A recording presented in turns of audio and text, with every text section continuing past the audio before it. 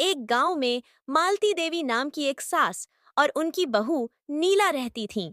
मालती देवी पुरानी सोच की थीं और हमेशा चाहती थीं कि घर के सारे काम एक निश्चित तरीके से हों, जबकि नीला पढ़ी लिखी और नए जमाने की सोच रखने वाली थी।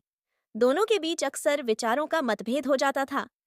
एक दिन रसोई में काम करते हुए मालती देवी ने कहा, नीला, तुम हमेशा अपने तरीके से काम करती हो। हमारे जमाने में काम ऐसे नहीं होते थे।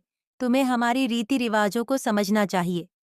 नीला ने धीरे से जवाब दिया, माँ जी, मैं आपके अनुभव का बहुत सम्मान करती हूँ, लेकिन समय के साथ कुछ चीजें बदलती हैं। मैं भी काम अच्छे से करना चाहती हूँ, लेकिन अपने तरीके से।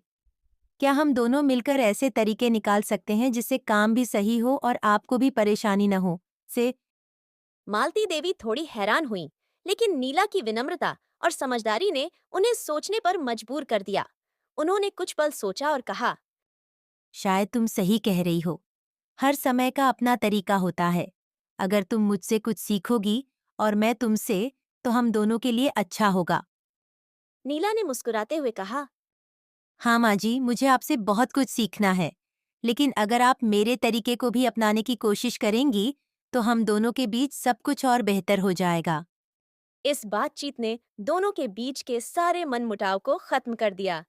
अब सास और बहू ने एक दूसरे की सोच को समझना शुरू कर दिया और घर का माहौल खुशहाल हो गया।